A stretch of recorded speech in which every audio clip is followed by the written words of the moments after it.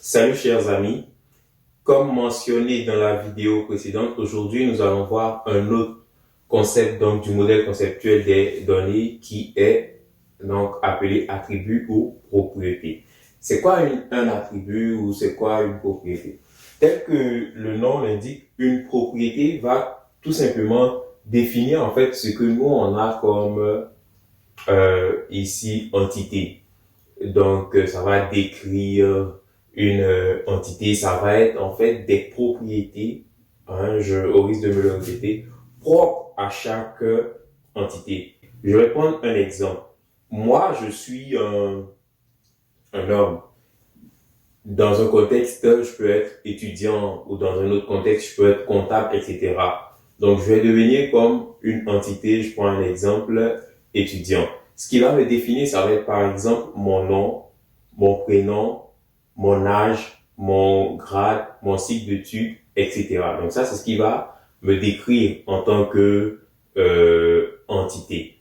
Un autre sportif, par exemple, ça va être son nom, ça va être son prénom, ça va être sa taille, ça va être son poids, ça va être aussi sa discipline sportive, par exemple. Et si c'est un footballeur ou bien un joueur de soccer, ça va être comme son pied favori, soit pied gauche ou pied droit. Donc, tous ces éléments-là, tous ces attributs-là, toutes ces propriétés-là viennent en quelque sorte pour décrire une occurrence d'entité. Donc, pour décrire moi en tant que étudiant, un autre en tant que professeur, un autre en tant que footballeur, donc des occurrences d'entité en quelque sorte.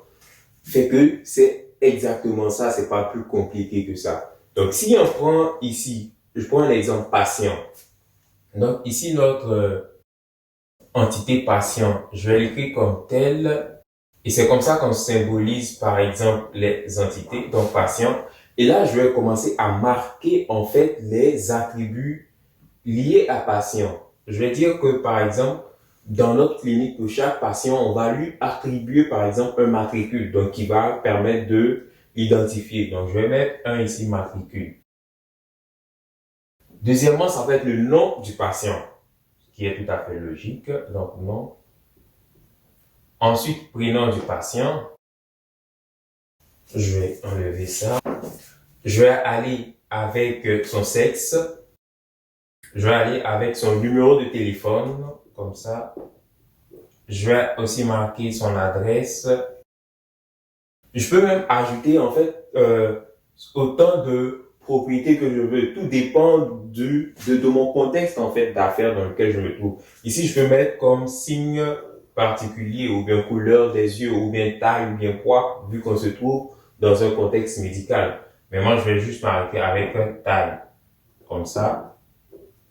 Et puis, je vais marquer ça pour dire que, en fait, la liste peut continuer dépendamment de nous. Donc, on va faire un petit exercice. Médecin, ça peut être comme son numéro je sais pas comment ça fonctionne, mais son numéro, par exemple, de la fonction publique, son nom, son prénom, sa spécialité aussi, son téléphone, son adresse. Donc, tout ça, ça va constituer aussi les attributs ou les propriétés de médecin, ainsi de suite. Pour ordonnance, ça va être comme, on peut faire un exercice pour ordonnance ici.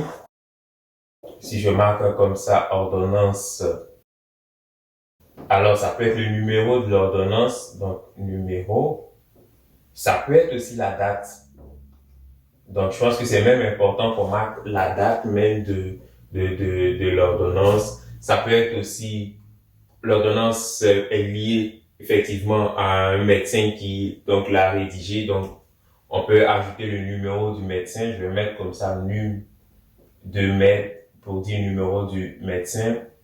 Et vu que l'ordonnance aussi est destinée à un patient, par exemple, ça va être le numéro du patient. Et ensuite, dans l'ordonnance, on a, qui peut être associé à une consultation, donc le numéro de la consultation. Ensuite, les médicaments qu'on veut à l'intérieur. On peut avoir ça, comme on peut ne pas avoir tout ce que j'ai marqué là, en fait.